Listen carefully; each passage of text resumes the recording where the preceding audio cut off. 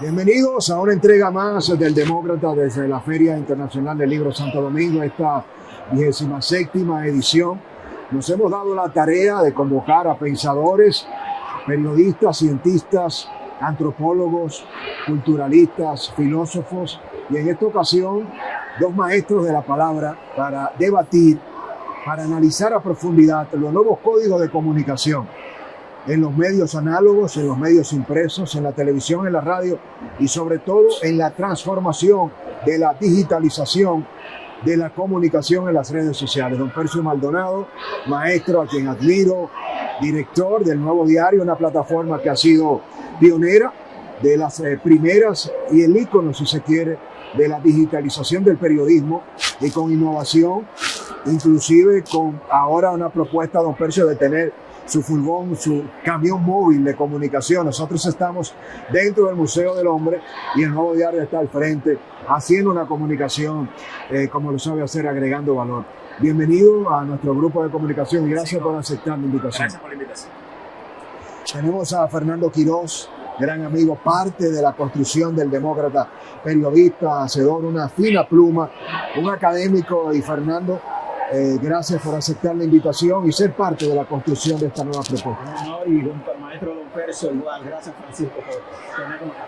De inmediato lanzo la primera pregunta. ¿En qué momento están los medios de comunicación en República Dominicana? ¿Evolución o crisis, don Percio? Bueno, yo creo que va a depender mucho de la visión de que tenga cada quien. Pudiéramos decir que los medios, yo diría que más que crisis, están frente a grandes desafíos. Y diría que ha venido creciendo esa intensidad en la medida en que el desarrollo tecnológico ha impactado la comunicación de una manera transversal y posiblemente más que cualquier otro ámbito de la vida nacional e internacional. Creo que los medios, y se dice medios convencionales, medios tradicionales, yo creo que eso es algo que tenemos que superar. No hay medios convencionales ya. Yo creo que todos somos parte de un ecosistema digital que se expresan por distintas vías, se expresan como periódico impreso, se expresan como web, como redes sociales, Instagram y todas las plataformas que van surgiendo. Y además se está expresando una evolución cuya velocidad posiblemente no está siendo del todo asimilada, como es la inteligencia artificial. Y a veces el riesgo de no entender bien el tema del uso de la inteligencia artificial, porque puede despertar fanatismo y gente creyendo que la inteligencia artificial es algo como que cae del cielo y que no es el producto de la inteligencia humana. Entonces, lo primero que me gusta decirle a los periodistas y a la gente cuando me hacen algunas preguntas es: la inteligencia artificial es el resultado de la inteligencia humana, es algo que hace esto. Segundo, la inteligencia artificial es algo que te va a dar algo bueno o algo malo, depende de lo que le introdujo el que la diseñó. Por tanto, es algo que tampoco nos debe generar miedo al capital humano, porque siempre se necesitará la intervención humana para tú garantizar que lo que te ayuda a esta herramienta de inteligencia artificial no sea más que una herramienta de trabajo que te ayuda a hacer mejor lo que tú haces hacer.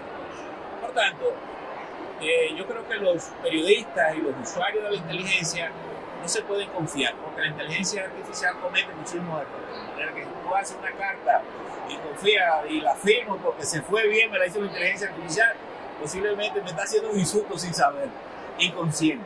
Por tanto, mi recomendación siempre es que hagan un buen uso de la inteligencia artificial, que no la tengan y que la incorporen a los medios. Es muy importante. Y yo creo que ese es el gran desafío que los medios tienen. El otro gran desafío de los medios es el tema de la sostenibilidad. Y creo que este es un tema que es demasiado transversal como para que sea solo una preocupación de los medios. Yo creo que estamos hablando de la democracia. ¿Sí? Ya a nivel político, a nivel económico, a nivel social, yo creo que tiene que ser una preocupación válida de todo ese sector. Porque hoy, posiblemente un algoritmo puede tener más poder en la opinión pública que lo que tiene un gobierno de orden y todo. Por tanto, la soberanía también se va al bollo desde el punto de vista de cómo orientar a una población que está recibiendo una cantidad de informaciones que influyen más en sus decisiones que en cualquier otra decisión de gobierno. Por ejemplo, el último estudio publicado en junio pasado, 17 de junio, del Instituto Reuters a nivel mundial, el 62% de las informaciones que las personas reciben, la persona confiesa no saber si es verdad o es mentira.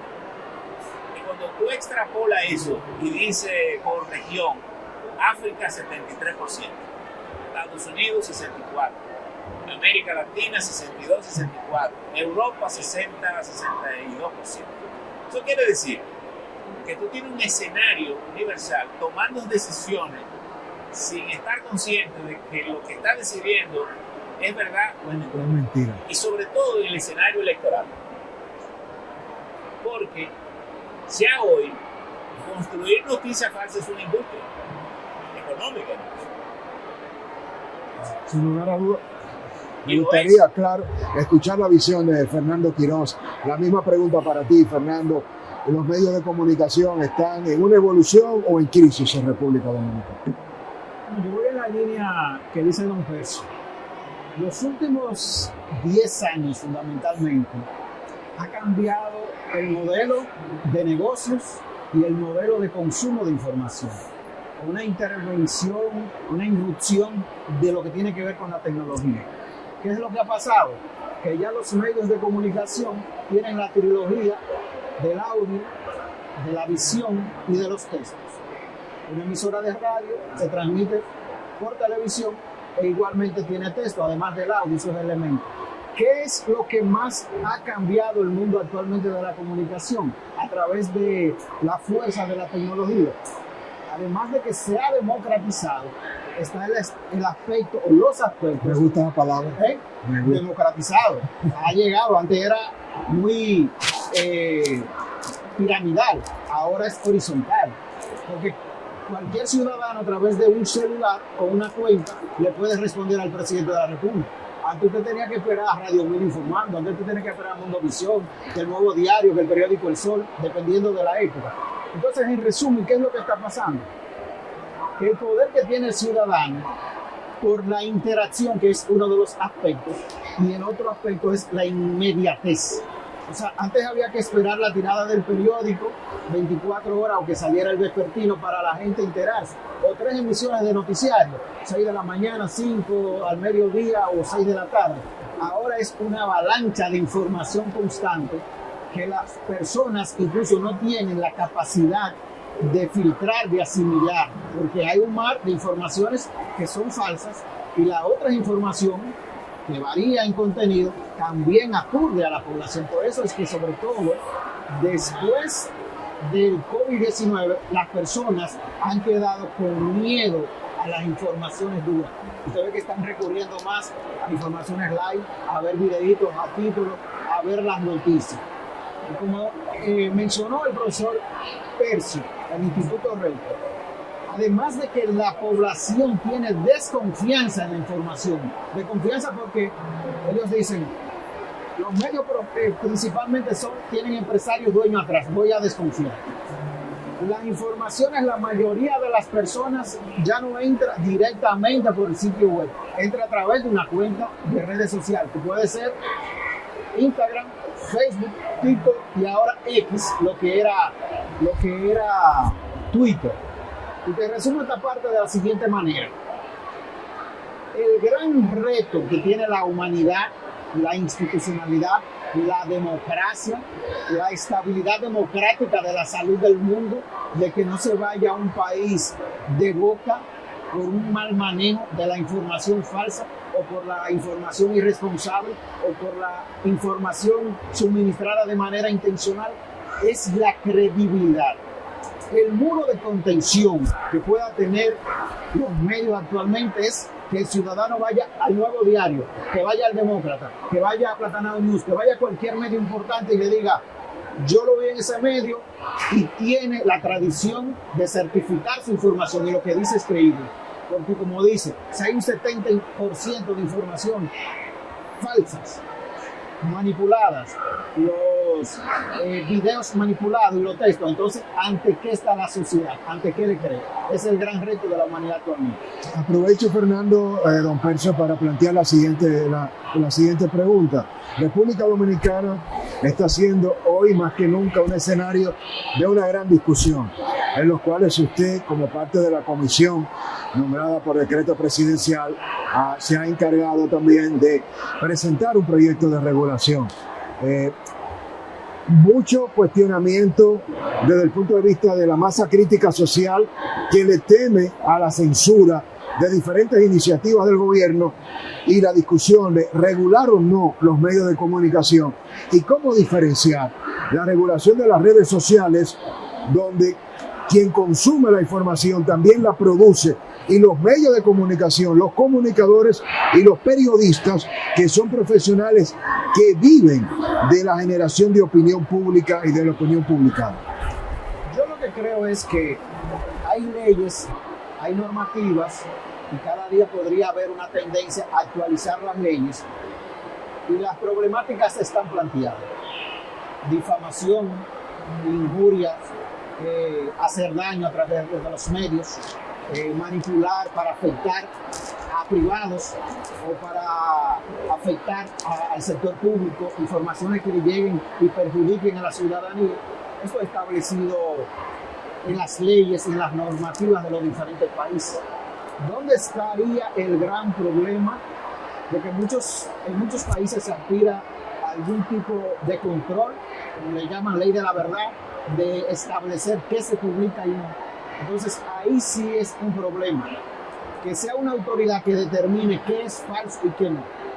Yo lo que preferiría es que sean las instancias judiciales que determinen cuando haya habido algún tipo de manejo dañino, nocivo, que pueda afectar a algún sector. Es una polémica, es un debate que existe en el mundo con esta apertura, como yo digo, de democratizar. Ahora, lo que sí tiene que haber es una responsabilidad del emisor.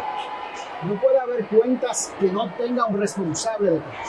Si usted crea una cuenta de Instagram, de X, usted tiene que saber que a través de un correo electrónico, a través de su cédula, a través de una información, usted es el responsable. Porque detrás de cuentas nominales se esconden mucho tipo de barbaridad. Entonces tiene que ser responsable el que emite o comparte una información. Eso es lo que yo... Don Percio, el debate de regular o no los medios y su experiencia de este rechazo que parte de la sociedad y de las redes sociales le mostraron a la iniciativa. Yo quiero decir lo siguiente. Primero, sería un error llevar esta discusión entre medios convencionales y medios digitales, porque esa no es la discusión. Y a quien yo oigo diciendo eso es porque no se ha leído el proyecto.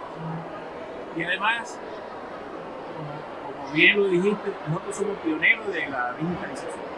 El Nuevo Diario es la primera cuenta certificada de Internet en la República Dominicana.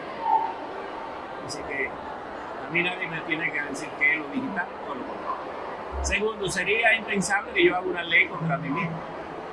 Yo creo que este proyecto que está ahí es el punto de partida para tener una ley moderna y discutida del país. No tengo ninguna objeción en que tenga objeciones que lo expongan. Y como creo siempre que toda obra humana es susceptible de ser mejorada, perfecto. Pero el país necesita una ley. Segundo, yo creo que hay aquí una confusión entre plataformas digitales y lo que producimos tenemos. Y estamos hablando de dos cosas diferentes. Por tanto, esa es una discusión que para el mundo digital, esa es una ley que protege el mundo digital contra las plataformas.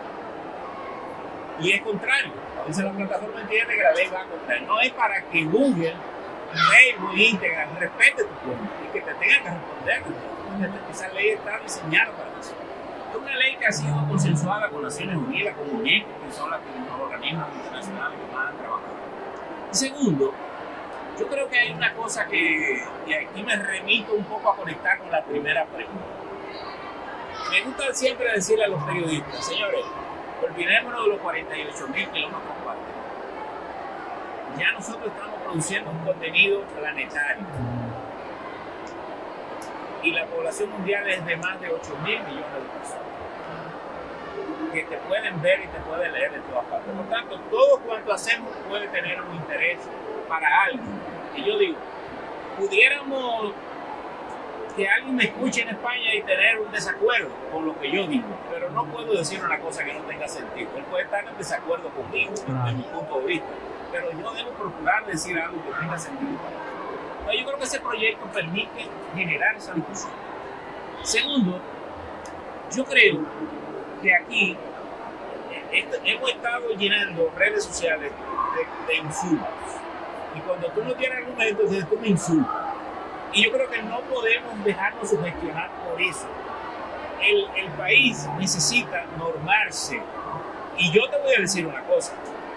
Parte del desafío de la sociedad dominicana es que hemos dejado normalizar tantas irregularidades que hoy a la gente se hace imposible respetar ninguna norma del tránsito, de leyes, del límite, del respeto a la dignidad. Interesante punto de vista. Oye, ¿por qué?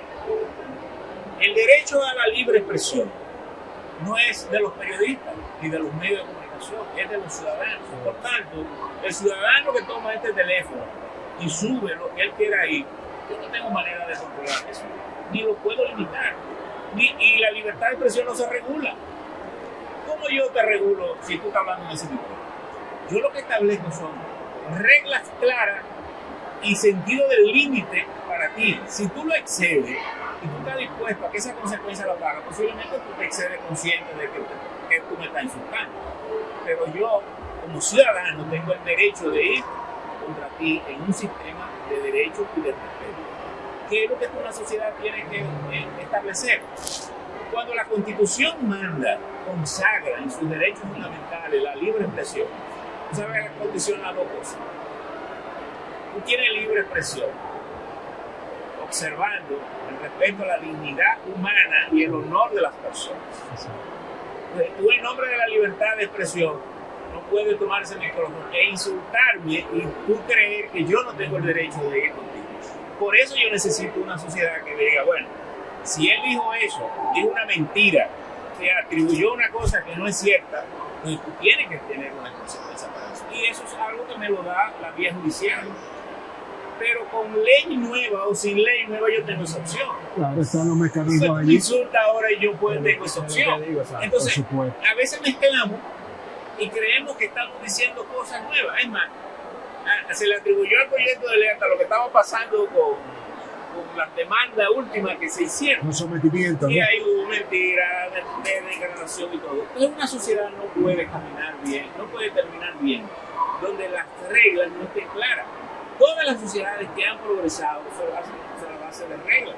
Tú observas, yo observo, tú observas y todos observamos y tenemos un margen de comportamiento. Y no hay en medio de este análisis, don Percio y Fernando, de cara también, y hay muchas preguntas que se las voy a plantear en la profundidad del debate, pero hay otras que las voy a rescatar, no necesariamente porque yo esté de acuerdo con una cosa u otra, sino también de ese sentimiento del ecosistema digital. Por ejemplo, veo reiterativamente una preocupación de muchos medios y figuras emergentes que asumen que los medios tradicionales que tenían el monopolio del acceso al micrófono y a la cámara se sienten desplazados y hay una especie de guerra entre un sector, aunque no se quiera, de esos medios análogos tradicionales que reinaron durante décadas en el país, versus plataformas y medios que, querramos o no, se han convertido ahora en los dueños de la atención en el mundo digital. Existe esa guerra, hay un enfrentamiento, la democratización le ha quitado el control a grupos económicos que adquirieron medios para defender sus intereses y que hoy día no son influyentes. Francisco, déjame decirte una cosa. Estamos en el 2021. El nuevo diario surgió en el 81. Mis años más difíciles fue sobrevivir a esto cuando las redes sociales ni siquiera existían. Hoy yo tengo un periódico, un canal de televisión digital, varios estudios de podcast, un canal satelital, que es ese que tú mencionabas que tengo al frente. Y tengo todas las expresiones de redes sociales en manifiesto. Por tanto, yo tengo más cosas hoy que la que no tenía. ¿Por qué yo estoy desplazado? No estoy desplazado. Los periódicos a veces me preguntan la gente. Pero quizás el Nuevo Diario no cabe ahí, don Pecho. Pero oye lo que te voy a decir. Porque usted es más digital como grupo que análogo. Pero vete al Listín Diario, que es el más viejo. Ninguna red social tiene la cantidad de gente que se mete a consultar el Listín Diario. Esa no es la discusión, por eso esa no es la discusión. Y asumir, si tú eres nativo digital, que esta es una lucha contra ti, es un prejuicio que hay que superar. Yo no lo creo. No, pero te estoy usando no lo creo, porque tú eres un nativo digital. Así es. No es eso. Y fíjate una cosa interesante. Mencionaba Fernando ahorita la pandemia. La pandemia fue un punto de inflexión a nivel planetario, por dos cosas. Porque tal vez el único acontecimiento que se ha vivido en la humanidad de manera plena. Se moría un rico en Portugal y un pobre en Pedernales, de lo mismo. Y no importaba el dinero que tú tenías para salvarlo, te morías de COVID. Como dijo una de las hijas una de las primeras víctimas del COVID, que fue el presidente del Banco de Santander de Portugal. Señores, nosotros somos una familia adinerada y mi padre ha muerto procurando un poco de aire. Me moría. Por tanto, eso es una tragedia. Pero para mí el COVID ha sido el proceso de enseñanza más intenso que la humanidad ha vivido. Y la ha vivido plena. Todo el mundo vivió la pandemia, por tanto todo el mundo aprendió en la pandemia. Y yo te voy a decir una cosa. Hoy no hay que esperar 100 años para pasar de un siglo a otro. Posiblemente no estamos aprovechando el aprendizaje, porque muchos vivieron la enfermedad, han vuelto para atrás y han querido volver a hacer las cosas como las hacían antes, y ya cambió la situación. Entonces, yo creo que ese es el gran desafío. Primero, y a mí a veces las personas me preguntan con la idea de que yo como que les diga cuál es el último día de defunción del periódico impreso. Y yo les digo, mira, los periódicos impresos tienen más lectores ahora que antes. Claro, tú no veas el papel. Versión digital. Pero tú ves mi versión digital. Mi versión impresa tú la ves aquí. Es que tú la recibes. Claro. Tú la recibes. Pero el ciudadano que está en Japón recibe mi versión impresa. El que está en Pedernales al mismo tiempo. Usted me la envía todos los días. Por tanto, tú lo que no es el papel. Yo no tengo conflicto con el papel. Si el papel dejara de existir como mecanismo, yo no tengo guapo, yo simplemente ese árbol que está ahí, que lo corto para hacer papel, se preserva, no estaría bien. Esa no es la discusión. La discusión es darnos cuenta de qué es lo que ha ocurrido. Y Fernando mencionaba la pandemia. En post-pandemia, Reuters hizo otro estudio, salió en el 22 del local. Fíjate lo que dijo la pandemia. Todas las redes sociales perdieron audiencia. Y la gente decía, ¿por qué? La mala noticia lo agobiaba. La única plataforma que creció enormemente fue TikTok. ¿Por qué?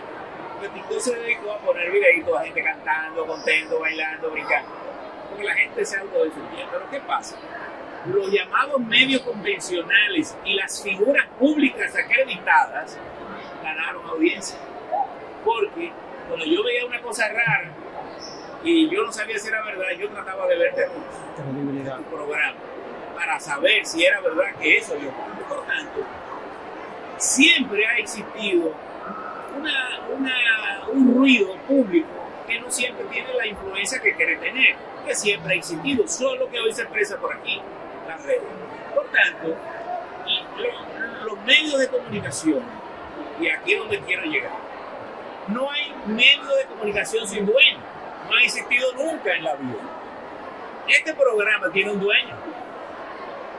¿Cómo se llama? Francisco. Tiene un dueño. Claro. Pero ¿qué pasa? Con una ideología, con unos intereses. ¿Qué pasa? Francisco no tiene tantos intereses personales que todo su contenido que él llena aquí sea parte de sus propios intereses. No hay manera. Sí. El Pinto Ripio no tiene como llenar todo su periódico de su propio interés, ni lo tiene el Grupo del Caribe, ni lo tiene el gobierno. ¿Cuánto interés tengo yo que mi edición impresa, mi web, mis redes sociales, mi canal de edición, los podcasts que hago, los canales digitales, estén llenos de mis intereses? Porque ¿cuáles son mis intereses? Todo eso es parte de un patrimonio social y colectivo. Lo que tú haces aquí, tú estás viendo, tú has venido a instalarte aquí a esta feria del libro. Mira cómo está eso lleno de muchachos. Mira, por cierto, tenemos la cámara de cuenta ahí. Y qué bueno que esa nueva generación comience a aprender la importancia de esos mecanismos de control que tiene el Estado contra la corrupción, contra lo que todos hemos sido víctimas y luchadores contra todo. Entonces, por eso quiero que esta discusión de los medios la llevemos a la esencia que tiene, porque si no se queda en el ruido y nos distraemos y le cogemos miedo a hacer la cosa y a poner los temas sobre la mesa para tener primero garantía, porque nosotros tenemos que defendernos de las plataformas internacionales. Y me gustaría que volvamos porque allá. Además, te voy a decir una cosa. Los 27 estados de la Unión Europea han protegido a sus medios contra las plataformas internacionales. Y me gustaría que podamos profundizar ahí, pero antes escuchar a Fernando Quiroz sobre su visión de la pregunta que ha brillantemente analizado desde su perspectiva, don Percio. La guerra, el desplazamiento entre medios tradicionales y la emergencia de redes sociales, ¿existe o no existe? ¿Cuál es tu lectura, Fernando? Se generan debates, polémicas, informaciones hasta cierto punto cruzados, pero a mí me gustaría más bien verlo desde el punto de vista de cómo estos medios puedan complementarse. Date cuenta que las redes sociales, figuras individuales, personalidades diversas, instituciones, a través de sus cuentas de redes sociales, están sirviendo como fuentes de las que se alimentan lo que denominamos los medios tradicionales, pero que a su vez esos medios tradicionales tienen sus propias cuentas digitales. ¿Qué pasa en este 360? Que muchas figuras públicas, tú puedes mencionar a la figura principal de la República Dominicana, la celebridad principal, y publica en su cuenta de redes sociales, ejemplo, en Instagram, una información.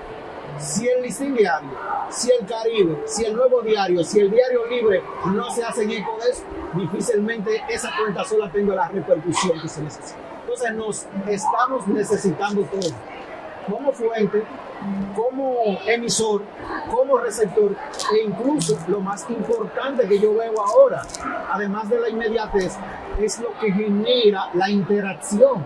Porque si tú ves una publicación de cualquiera de nuestros medios, título, foto o video, ¿qué es lo más importante que tú sales a buscar?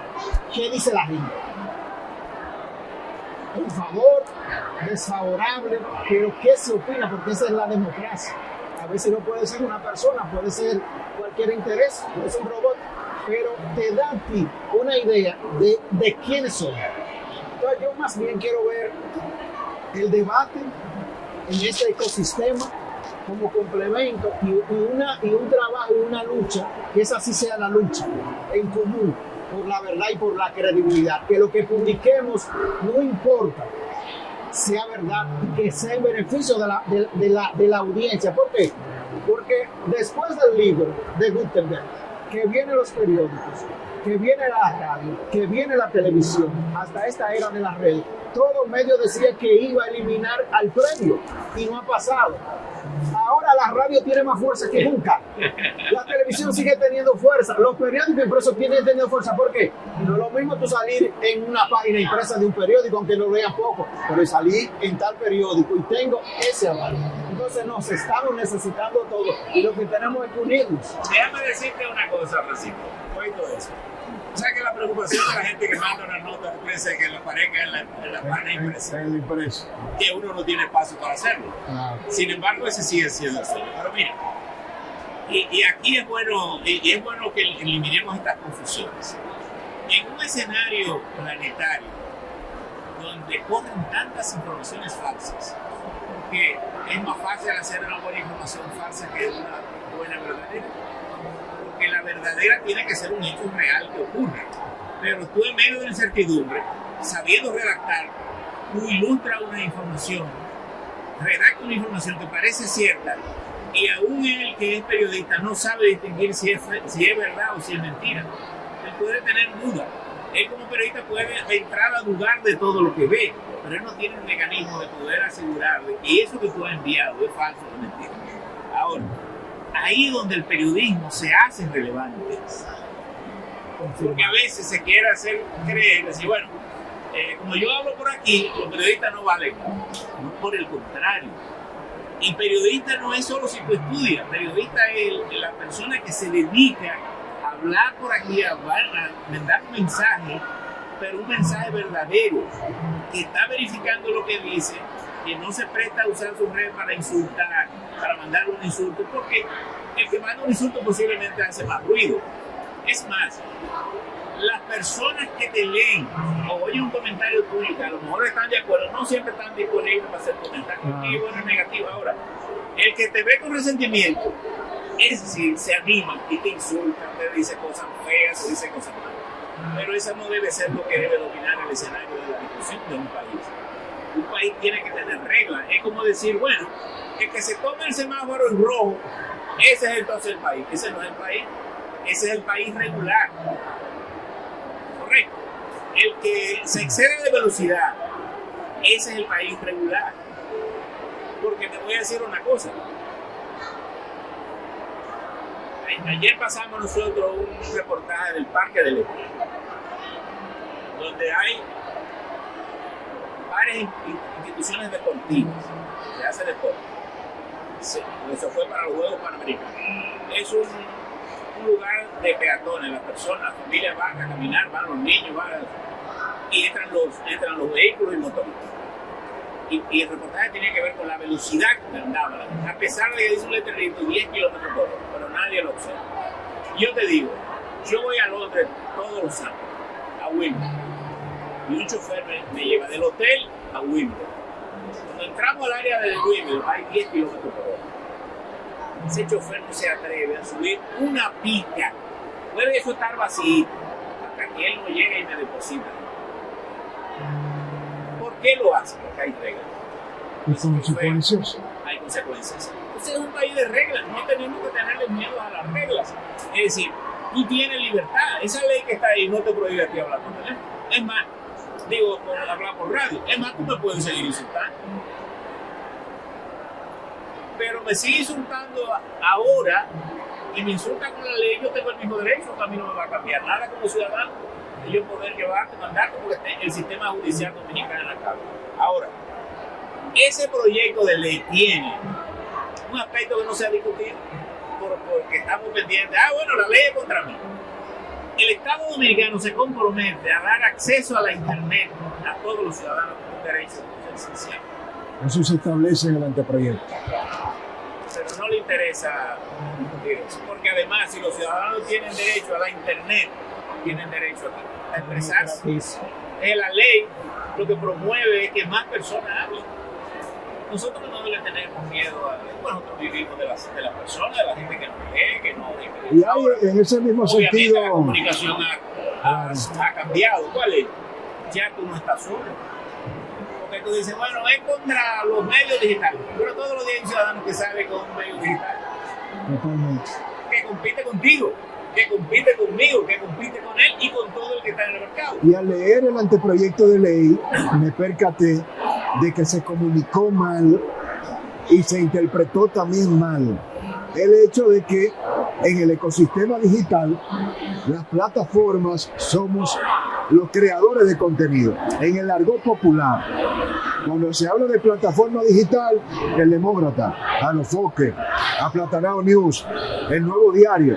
Ahora, a la plataforma digital, técnicamente hablando, que alude al anteproyecto, es a Google, es a YouTube, es a Facebook, a Meta.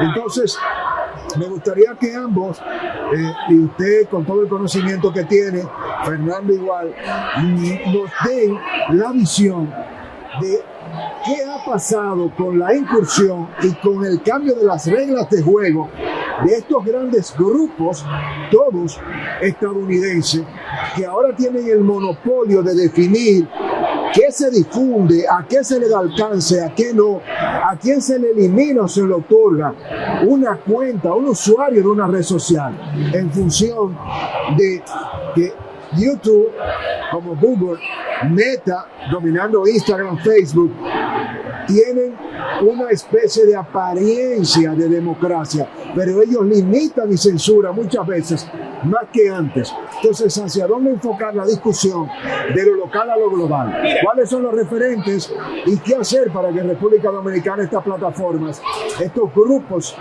estadounidenses puedan también ser regulados? ¿Es posible? Francisco, mira una cosa. Es una discusión planetaria y la traemos desde Europa. Una de las fuentes de mayor orientación para nosotros en América Latina y en América fueron los alemanes, en su experiencia, en su discusión con Google y la plataforma. Y nos dijeron lo que funcionaba, lo que no funcionaba, lo que no le había funcionado a ellos para dar orientación. Y eso nos ayudó mucho. Ustedes lo consultaron. A nosotros, porque hemos tenido eso. Y la Unión Europea fue la que inició.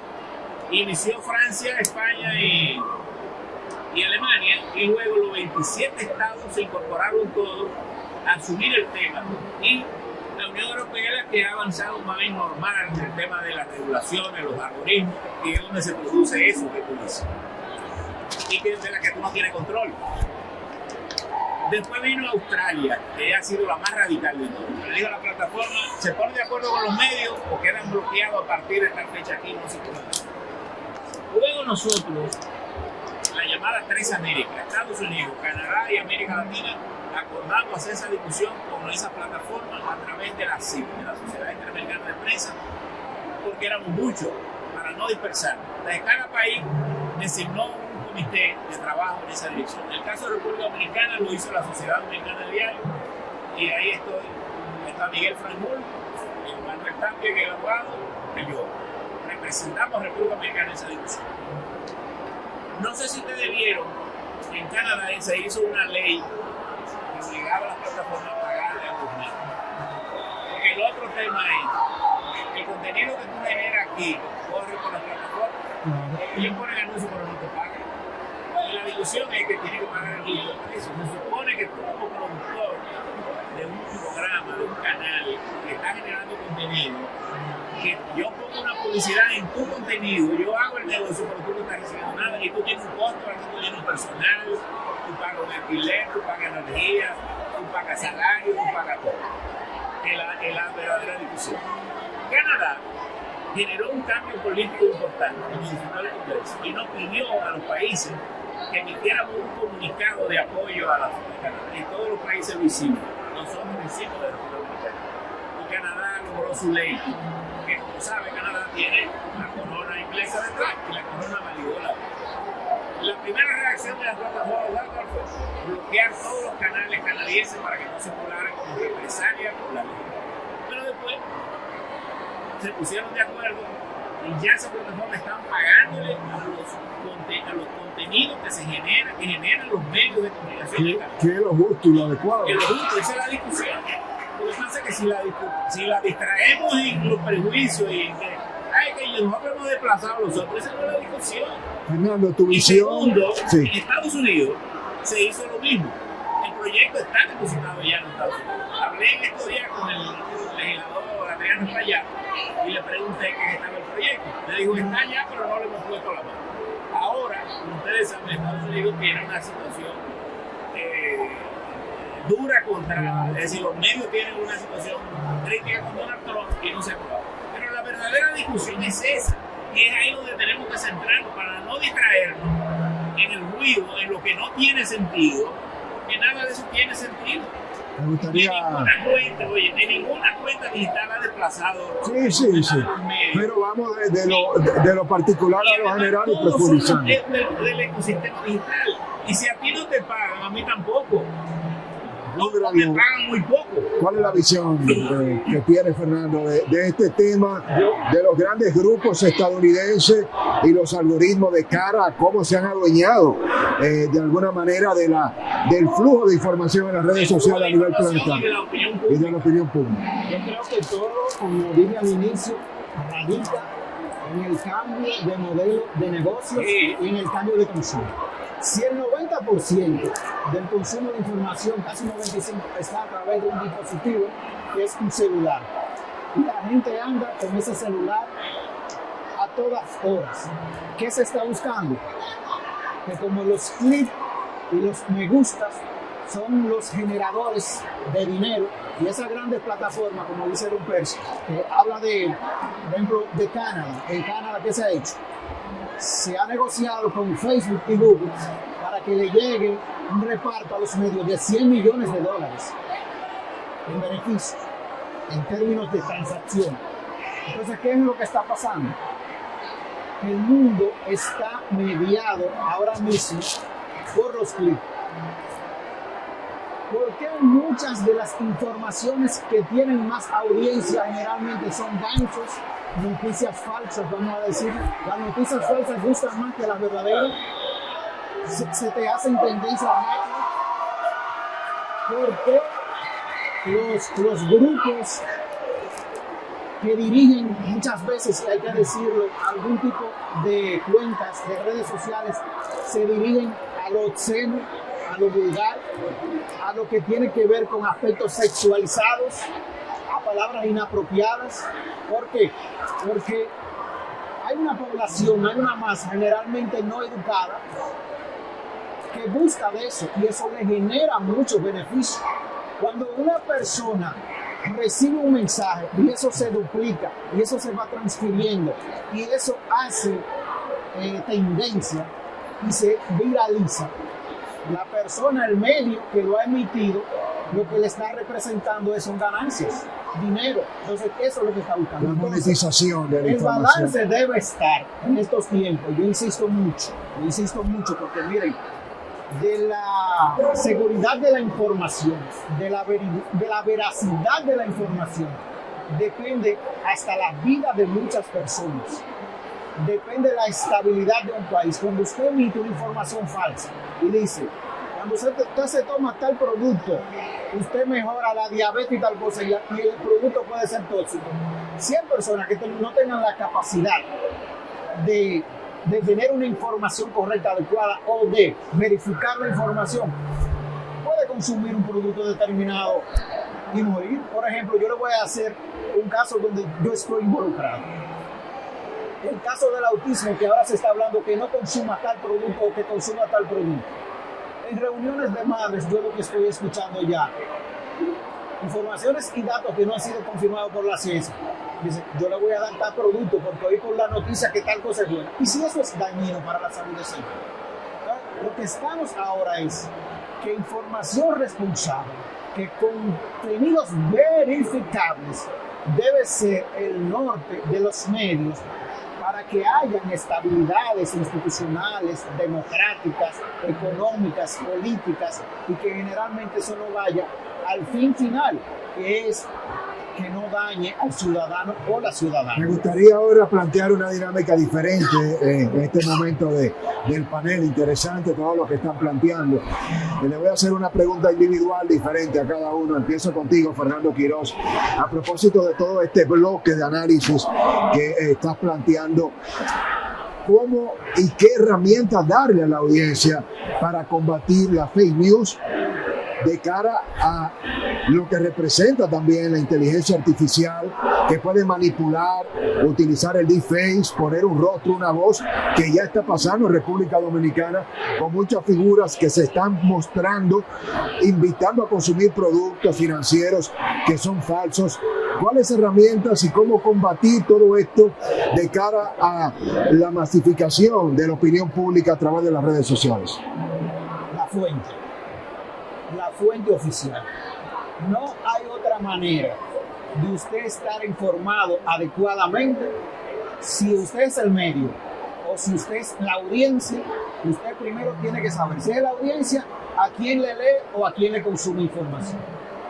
Porque si usted ve que hay una información, que hay un medio con una tendencia alarmista, amarillista, sensacionalista y que ya ha sido desmentido, ese medio usted no lo puede consumir. Ahora, si usted va a un medio de tradición, de seriedad, que lo que informa está consultado, porque por ejemplo, podemos hablar ahora de la tasa del dólar. Y usted puede recibir una información que la tasa del dólar aumentó al 70 por 1. ¿Qué es lo que tú tienes que hacer? Tú tienes que ir a la cuenta o a la fuente oficial, que es el Banco Central, e informarse y decir, no, pero no es así, está 62. Yo estoy recibiendo información que manipula, que está creando o que está llamada a crear un problema. Sea la presidencia, ¿qué pasa en estos tiempos y anteriores? No tenemos cultura de nombrar funcionarios. Mira el decreto que recibí. Fulanito Agricultura, fulanito Obra Pública. Y cuando te voy a la página de la presidencia no hay nada. Entonces no nos podemos llevar de ese tipo de información. Lo que mata la información falsa, lo que elimina la manipulación, los fake news, los deepfakes, es que vayamos a la fuente que está llamada a emitir esa información. Inmediatamente se acaba el problema. Brillante. Don Percio, el secretario de Estado de Estados Unidos, Marco Rubio, se pronunció hace poco a propósito de toda la discusión global y local de la regulación de los medios con respecto a que se iban a cancelar visados de funcionarios que promovieran la censura de las plataformas estadounidenses. Y Donald Trump, a propósito de toda esta discusión de fondo, si se quiere, en gran medida también ha sido un producto que ha emergido con un triunfo electoral gracias a las redes sociales, porque la mayoría de los grupos de comunicación de derecha con intereses muy definidos los combatieron, y ha sido Trump quien ha promovido, dicho sea de paso, que se acrediten a figuras, influencers y medios digitales. ¿Cuál es su lectura de este fenómeno? Esa es una información que no es correcta, desde el origen. Esa es cosa que se promovió aquí de que para desacreditar el proyecto que estaba aquí, Marco Rubio nunca dijo eso ni tenía nada que ver con eso. De hecho, el Diario Libre hizo una entrevista al Departamento de Estado de los Estados Unidos y explicó a qué se refería eso. Eso no tiene nada que ver, por tanto. Mira, esto es demasiado serio para que esta discusión se quede en los medios de comunicación. Estamos hablando de la libertad del país, de la democracia del país.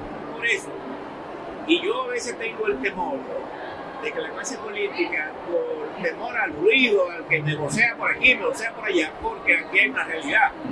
Ahora tú tienes que gobernar con todo el mundo hablándote al mismo tiempo y demandándote todo al mismo tiempo. Pero si tú no tienes un objetivo claro de lo que tú tienes, difícil, tú te quedes enredado entre las patas de los caballos. Y no toma decisiones. Por tanto, ojalá que todas estas verdades, medias verdades, mentiras y exageraciones no nos saquen del objetivo central de cómo nosotros tenemos que ordenar en materia comunicacional y tecnológico al país, como para tener una normativa que sea actual, que sea moderna. ¿A qué se refirió Marco Rubio? No, era otro tema importante interno que él se refirió, pero de una vez aquí lo extrapolaron, lo trajeron a eso, no tenía que ver.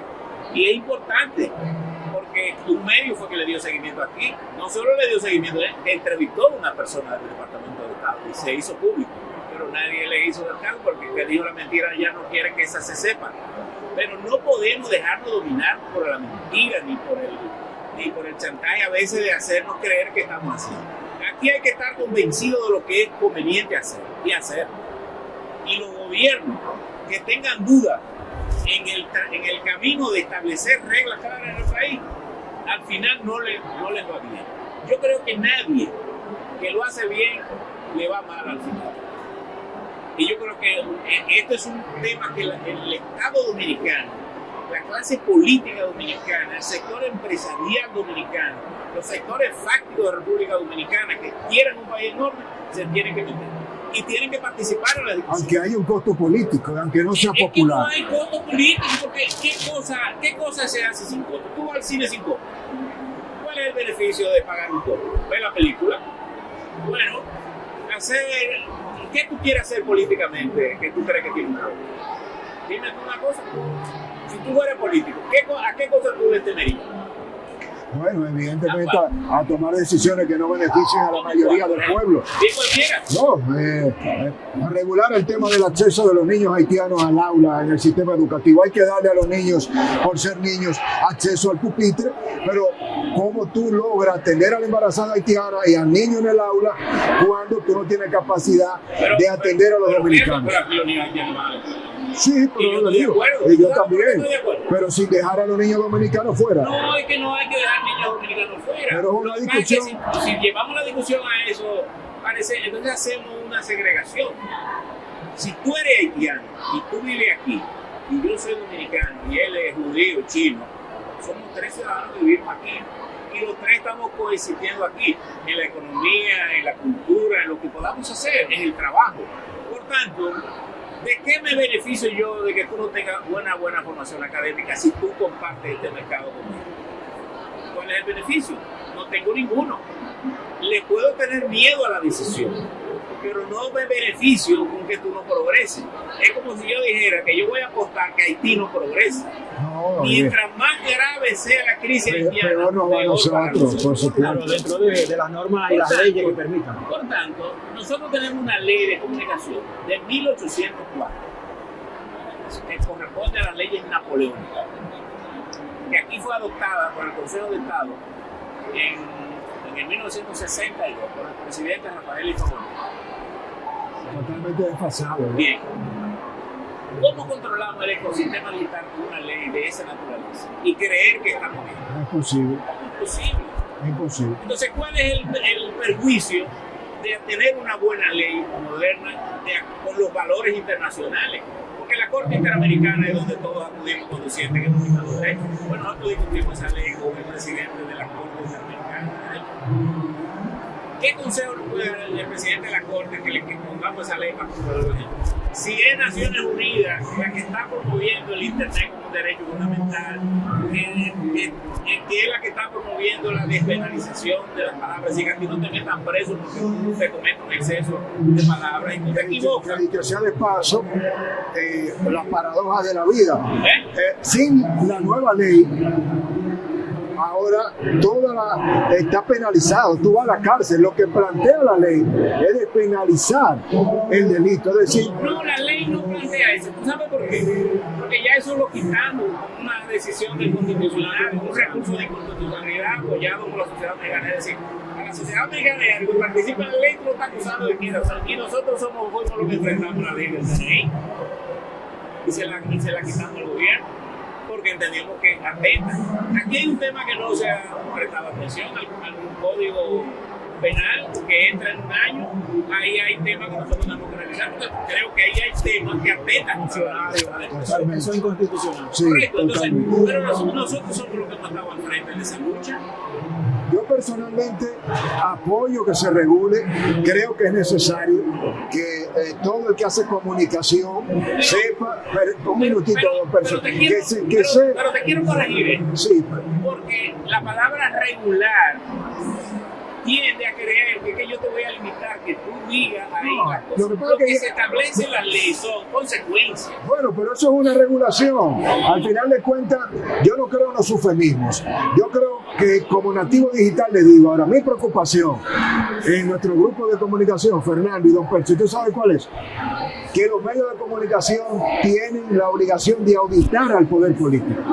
Que no existe posibilidad alguna de que se ejerza el poder desde una función pública sin que el periodismo responsable audite cuestiones y denuncie, pero que ese poder de los medios no puede tener una libertad que lo lleve al libertinaje de dañar la honra, el buen nombre de un ciudadano o de un funcionario. El que le tiene miedo a la ley, el que le tiene miedo a la regulación, es aquel que está haciendo un uso inadecuado del poder de la palabra. Y yo creo que evidentemente todos los nativos digitales tenemos muy claro lo que está pasando en el ecosistema, porque quien está incluso tirando por el piso el ejercicio de la comunicación está buscando otra cosa, y por eso estamos viendo como nunca antes a comunicadores sometiendo a comunicadores, a periodistas sometiendo a periodistas. Pero bueno, pero déjame decirte una cosa. Y la discusión es interesante aquí por lo siguiente.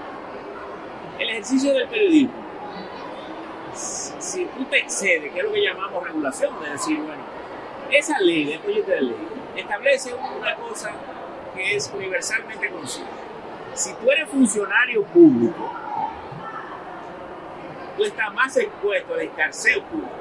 Por tanto, Si yo no lo soy y él dice algo de mí, yo tengo más espacio contra él que contigo. Porque tú estás sometido. Es más, yo puedo cometer algunos excesos contigo que me son tolerados, que no se me permite con él, porque él no es funcionario público. Tú estás sirviendo al Estado y por tanto estás expuesto a un mayor escarceo. Así que si tú te paras ahí, incluso al presidente de la República, reclamarle en buenos términos, la ley te protege, esa ley te protege más que la que tiene ahora. Sí, es cierto. Como profesional del periodismo. El reglamento de la ley de videocuento y difusión está vigente ahí. La libre expresión. Esa era con la que le prohibían a Peña. Sí. Esa es la ley. Se cerraban las emisoras radio. Esta ley elimina esa. Es más, le quita al Poder Ejecutivo la posibilidad de incluir esa ley, se la da al Ministerio de Cultura. ¿Por qué se la da al Ministerio de Cultura? Por una sencilla razón. Tú no puedes crear ninguna institución que no esté adherida a uno de los ministerios creados en la Constitución. No hay manera. Por tanto, ¿cuál es la que más se acoge? Cultura. Pero con autonomía. No es que el ministro es el jefe de eso. Que pertenece al término presupuestario, pertenece a él. En esta parte final. Pero lo que quiero dejar ver, y tú que te mueves en el mundo digital, y sé que de ahí ha venido mucha opinión sobre la ley. Nosotros no estamos contrarios a discutir con ustedes todos los planos y ustedes vayan al Congreso a discutir con ese punto de vista. Y si hay cosas que hay que precisar, mejorar, quitar, bienvenido sea. Lo que el país necesita es una buena ley y ahí yo creo que tenemos un punto de partida. Y por eso me ha animado a invitarle a usted, a Fernando, y tener esta discusión, este análisis a profundidad. En estos últimos 5 minutos, saliéndonos ya de este interesante análisis a profundidad de todos estos aspectos, me gustaría empezar contigo, Fernando, en un cierre sobre tu valoración del momento que vive el gobierno y el presidente Luis Abinader en materia de comunicación. ¿Hacia dónde va 5 años después la comunicación de gobierno? La semanal ha sido conveniente, llegó a su fin, los cambios de un nuevo portavoz, de un nuevo jefe de prensa y todos los aspectos que quieras agregar. La misma pregunta para usted, don Percio. Iniciamos con Fernando. Yo creo que al gobierno, ya midiéndolo a 5 años, le ha faltado criterio de unidad en términos de comunicación. Le ha faltado saber delegar. Le ha faltado saber establecer las vocerías. Cuando el señor presidente de la República crea en agosto de 2023 la semanal, se ve como algo inédito, se ve como algo, yo le llamaría como vitamina para la democracia, ¿verdad? Esa apertura. Sin embargo, saturar, excederse en los flujos informativos, exponerse lo suficiente para que pueda caer en errores, pueda caer en desgaste de su figura pública, pueda emitir juicios no acabados. Eso sí puede generar informaciones, mensajes que yo llamo, que puedan convertirse en ruidos. Y a cierto punto, una dinámica donde el gobierno podría quedarse hablando solo. Usted me dice... El gobierno hablando solo. Hablándose a sí mismo. Porque si usted crea una plataforma para plantear estrategias o logros de gestión, y al otro día, o no al otro día, desde esa misma tarde, la actividad en desarrollo, los medios comienzan a bombardear con 8, 10 y hasta 12 temas, y el tema sujeto a la rueda de prensa no sale, vamos a ver las cosas por resultados. Usted tiene que ver un resultado feliz de algo. Eso no le está funcionando. O hay algo que hacer a los 5 años y es lo que yo considero. O se restablece lo periódico de esa actividad que se le llama la semanal cuando haya algo que informar, o se delega en gabinetes. Date cuenta. ¿Quiénes debieran informar? Los gabinetes de economía, electricidad, educación, construcción, agua. Mientras el presidente de la República se echa al hombro toda la problemática y quiere responder desde un podio todas las problemáticas, aún no teniendo información, eso da pie a que cometa errores, y lo cometió con Senasa. En un momento dio una información y luego tuvo que desdecirse diciendo otra. Entonces, ese tipo de informaciones emitidas que pueda dar pie a improvisación, insisto, a errores, a informaciones sesgadas. Y cuando llega la información al público, entonces el público queda confuso con tantas informaciones. ¿A qué me abstengo? ¿Cuál es la realidad? ¿Cuál es la verdad? Finalmente, Fernando, la salida de Homero y de Archibald, la entrada de Caminero y de Félix Reina.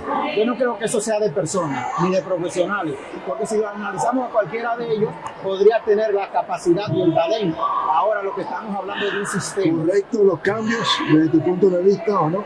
Realmente no sé cuáles fueron las razones del gobierno. Yo lo veo eso como un sistema, como una estructura.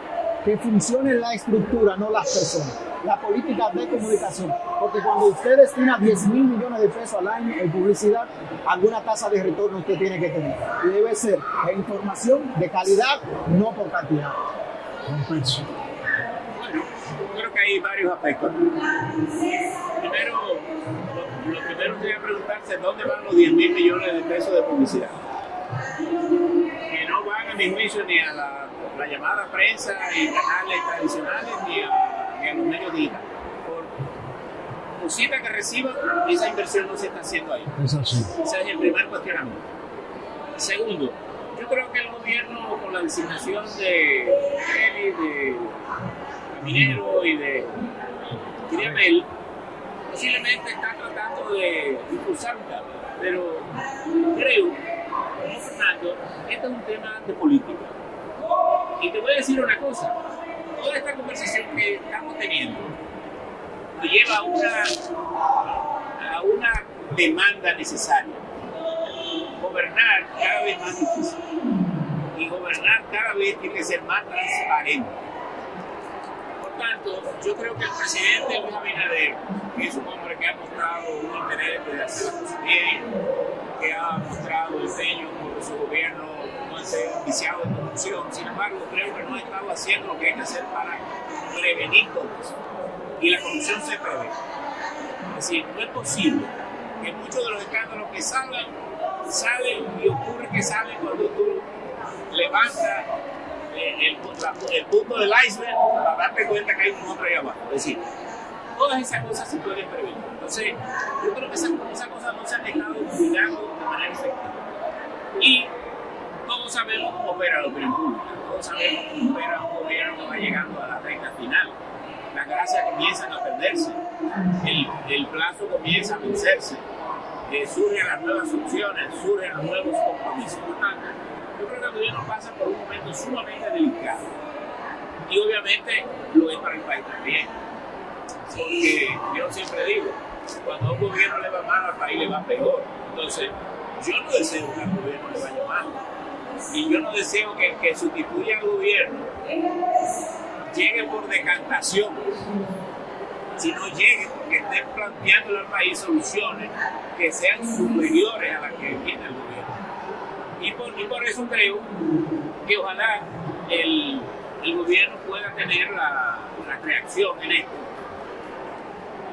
Tal vez al gobierno le ha faltado equipos de pensadores en las áreas estratégicas para trabajar más profundamente, para ir superando cosas, porque si ustedes se ponen a ver, este es un país que evidentemente materialmente ha avanzado en muchos aspectos, pero cuando tú pasas al inventario, dices, no, todos lo tenemos concluso en sociedad, los servicios, el agua, que la energía, que el transporte, que todo, y tú dices, bueno, es el único país con una infraestructura entre las 5 mejores series de América, con un parque vehicular envidiable, pero tenemos una crisis de tránsito. Y yo creo que a veces tenemos la confusión de que todos los días tenemos que hacer más carril para que quepan los carros, y ese no es el orden lo que nos está. Porque tú no encuentras en Francia una calle nueva, tú encuentras una calle que los carros van y vienen allá. Ahora, nadie te viola, nadie se te parquea en el lado donde tiene que parquearse. La semanal, don Percio, ¿llegó a su final? No, yo creo que la semanal le queda tiempo porque no hay duda, el presidente es la principal figura del país. Quizá comente, y Fernando tal vez lo decía de alguna manera, el error de asumir respuesta a todos los temas. Incluso lo sugerí desde temprano. Yo creo que a los ministros hay que ponerlo a hablar. Cada ministro tiene que ser responsable en su área, tiene que responder primero porque hay un detalle que yo como presidente no conozco de su ministerio, y sí lo conozco, pero además me ayuda a detectar hasta una respuesta tuya. Por ejemplo, si tú eres presidente de la República y yo te digo, señor presidente, mire, ¿qué va a pasar en el ministerio Tata? Tú me das una respuesta política, ¿verdad? Tú sales de la cosa. Pero te mudaste a otro sitio y Fernando te dijo, presidente, ¿qué pasa con esto?